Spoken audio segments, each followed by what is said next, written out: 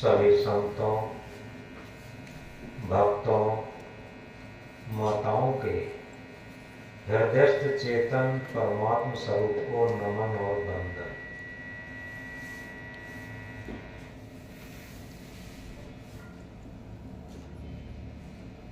हमारा जीवन बहुत सौभाग्य का है।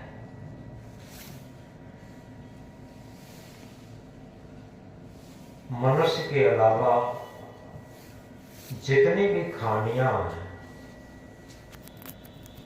उनमें सर्वश्रेष्ठ मानव जीवन, और उस मानव जीवन को प्राप्त करने के बाद हम राग, द्वेष, छल, कपट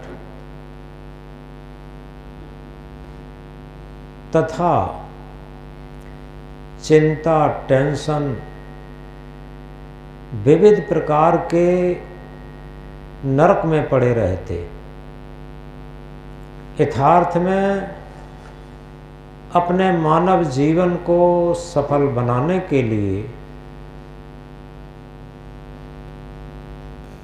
भजन क्या है, कैसे करें, ध्यान क्या है, कैसे करें, जीवन क्या है, जन्म क्यों होता है, मृत्यु क्यों होती है, तथा अपने अंदर जो ड्राइविंग सत्ता है, सत्य सत्ता है, आत्म सत्ता है, परमात्म सत्ता है, ब्रह्म सत्ता है, वो क्या है, उसका साक्षात्कार कैसे करें, तथा इस संसार रूपी दुखालय से हट करके दुखों से निवृत्ति के लिए हम क्या और कौन सा साधन अपनाएं, ये केवल आध्यात्म विद्या है। भौतिक शिक्षा और भौतिक विद्या हमें रोटी, कपड़ा और मकान की शिक्षा देती है। आध्यात्म विद्या हमें जीवन जीने की कला सिखाती। हम अपने जीवन में बहुत कलाएं सीख लेते और बहुत कलाओं में निपुण हो जाते। हमें धन भी मिल जाता, मकान भी मिल जाता, फैक्ट्री, कल कारखाना भी मिल जाता, मान सम्मान भी मिल जाता। लेकिन क्या जीवन में हमें शांति मिल पाती? जब तक जीवन में हमें शांति नहीं मिल पाती, निश्चित है दुखों की निवृत्ति नहीं हो पाती। हमारे जीवन का जो वास्तविक लक्ष्य है, दुखों से निवृत्ति। जब हम समझ ही नहीं पाते आखिर दुख क्या है और कैसे आते हैं, तो उनकी निवृत्ति कैसे समझ पाएंगे? दुख केवल और केवल मन की कलुषिता है। जितना हमारा मन गंदा होगा, जितना हमारा मन स्वार्थी होगा, उतना ही हमारा मन दुखी होगा, हमारा जीवन भी दुखी होगा। हमारे जीवन जीने की सच्ची शैली हमारे मन पर आधारित है। हमारे पास कितना धन है, कितना पद है, कितने लोग हमारी वाहवाही करते हैं, ये जीवन जीने की शैली नहीं है। ये जीवन को दिग्भ्रमित करते यथार्थ जीवन जीने की शैली है। हमारा मन कितना पवित्र है, हमारा मन कितना निर्मल है। जितना हमारा मन निर्मल होगा, उतने ही अंदर से हम समृद्ध होंगे, संतुष्ट होंगे, सुखी होंगे, शांत होंगे। मन की समृद्धि कैसे आती है? मन की समृद्धि भक्ति से आती। सदगुरु कबीर देव कहते हैं, अरब खरब लो द्रव्य होए, उदय अस्त लो राज, भक्त महात्म ना तुले, ये सब कौने काज। अरब से खरब तक द्रव्य हो जाए, उदय से अस्त तक राज हो जाए, लेकिन भक्ति धन के मुकाबले दुनिया में कोई धन नहीं हो सकता। यथार्थ में हम भक्ति को नहीं जानते। भक्ति को क्या जानते हैं? किसी तरीके से पूजा पाठ कर लिया, भक्ति हो गई। कोई कर्मकांड कर लिया, भक्ति हो गई। कोई तीर्थ व्रत कर लिया, पाप भक्ति हो गई। भक्ति नहीं है। सांख्य दर्शन में कपिल जी ने कहा है, स्वस्वरूप अनुसंधानम भक्तिर अवधीयते। अपने आत्म स्वरूप का अनुसंधान करना और अनुसंधान करके स्थिति में स्थित होना, ये सच्ची भक्ति है। क्या हम जीवन में कभी समझ पाते कि हम जीवन में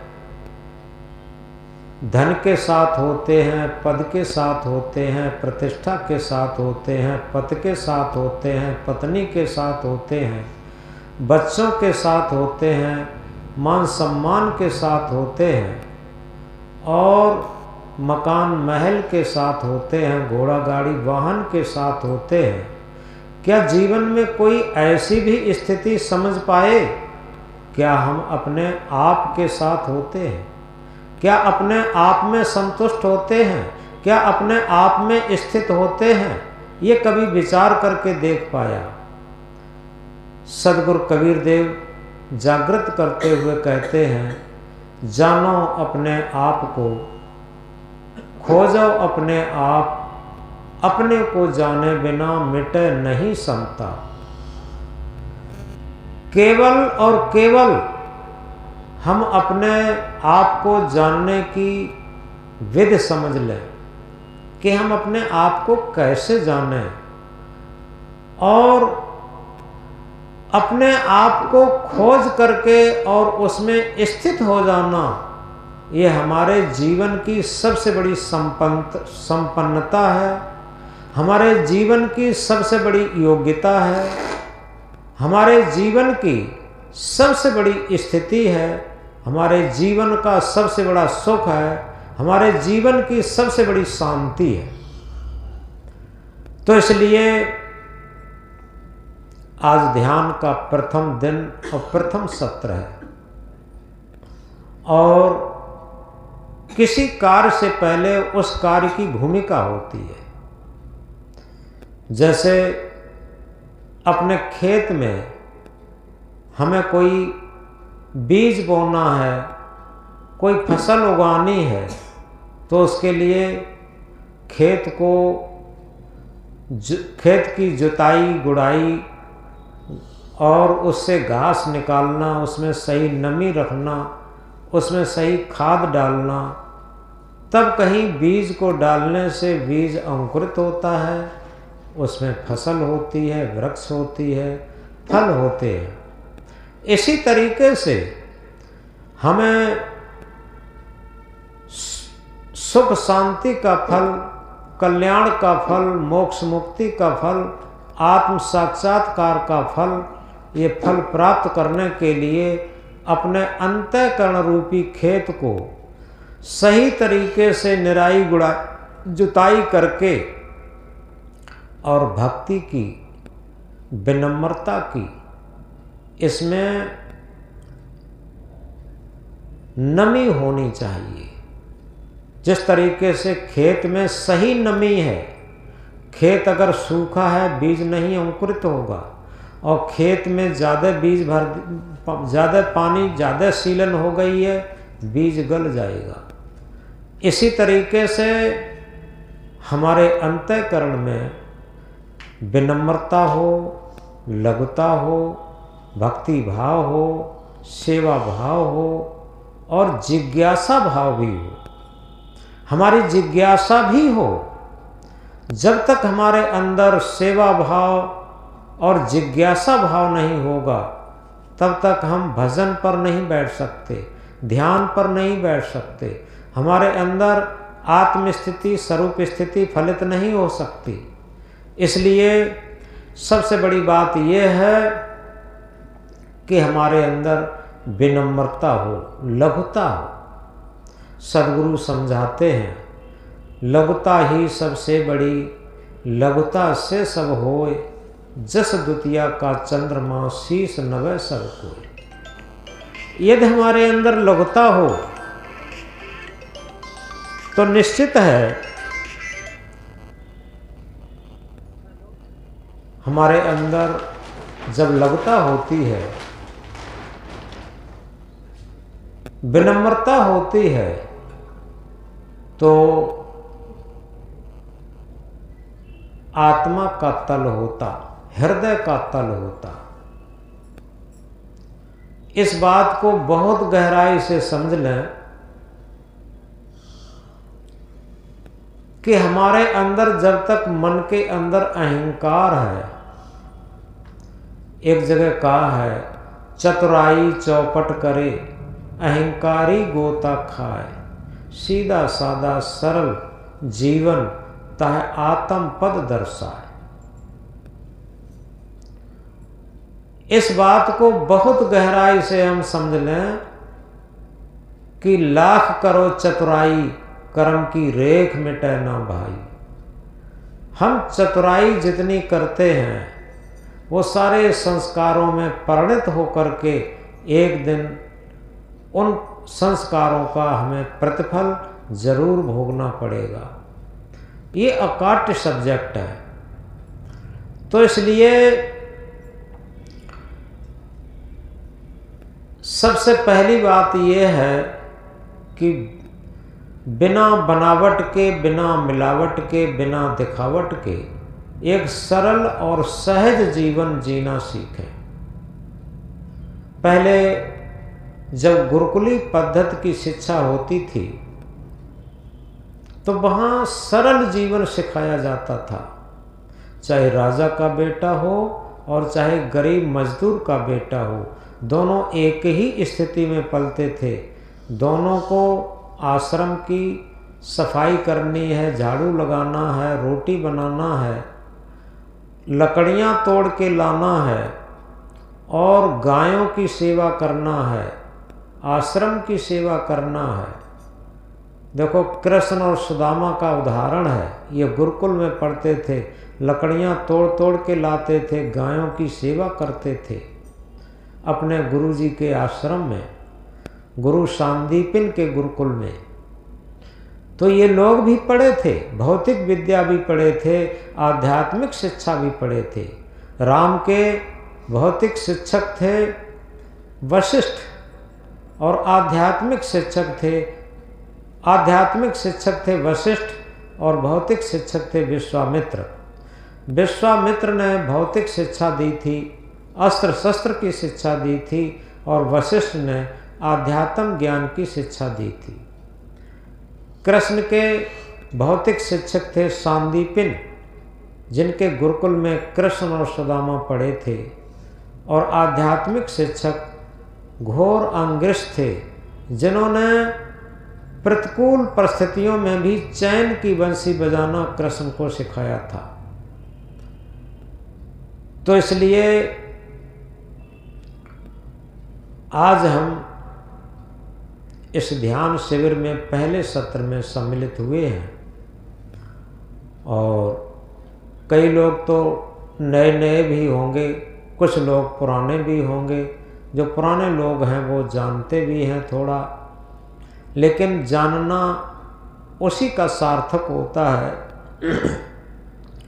जो अपने जीवन में उतारता है। यथार्थ में सारी ध्यान की पुस्तक रट ली जाए, वो उसी तरीके से होगा जैसे एक पाक शास्त्र होता है, व्यंजन बनाने की कला जिसमें लिखी होती है पाक शास्त्र। पूरा का पूरा पाक शास्त्र हम याद कर लें और किसी मंच पर बैठ करके उसका व्याख्यान कर दें, प्रवचन कर दें, और बहुत लाखों की संख्या में श्रोता लोग उसे श्रवण कर लें। इसके बाद पूछें कि भाई बताओ अमृति का स्वाद कैसा था, रसगुल्ला का स्वाद कैसा था। तो जितना पाक शास्त्र सुनाया गया और जितना पाक शास्त्र सुना गया उसमें कोई भी स्वाद नहीं मिला, क्योंकि वो तो तभी मिलेगा उस पाक शास्त्र में बताए हुए सूत्रों को प्रयोग करके और अमुक व्यंजन बना करके और उसे हम ग्रहण करेंगे। जब ग्रहण करेंगे तभी तो स्वाद मिलेगा। इसी तरीके से जितने भी शास्त्र हैं वो आध्यात्मिक पाक शास्त्र हैं। वो केवल सूत्र बताते हैं और उन सूत्रों को अपने जीवन में जब हम उतारेंगे तो हमें भक्ति का रस मिलेगा, भजन का रस मिलेगा, ध्यान का रस मिलेगा, स्वरूप स्थिति, आत्म स्थिति, परमात्म स्थिति का रस मिलेगा, सुख शांति का रस मिलेगा। ये रस तभी तो मिलेंगे। ये भी आध्यात्मिक व्यंजन है। इन आध्यात्मिक व्यंजनों का रस तभी मिलेगा जब इनको हम अपने जीवन में धारण करेंगे, अपने जीवन में उतारेंगे, अपने जीवन में प्रयोग करेंगे। तो इसलिए आए